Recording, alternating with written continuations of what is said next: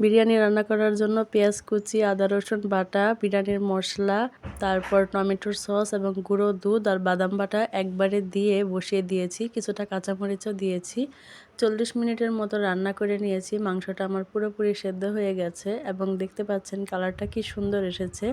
এবারে একটা পাত্রের মধ্যে বাসমতি চাল আগে থেকে ফুটিয়ে রেখেছিলাম, সেগুলো সাজিয়ে নেব।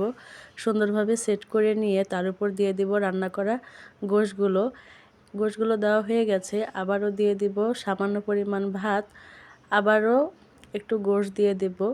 এভাবে 3টা থাকে আমি সাজাবো, সাজিয়ে তারপর আমি সেট করব বিরিয়ানিটা।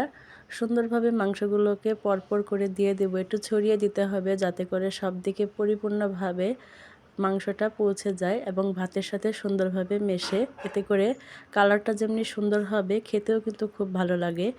আমি কিন্তু এখানে আলাদা কোনো ফুড কালার ইউজ করিনি। আমার মাংসটা সেট করা হয়ে গেছে। ফুড কালার ছাড়াই আমার বিরিয়ানিটা কিন্তু খুব সুন্দর একটা কালার এসেছে, দেখেই আপনারা বুঝতে পারছেন।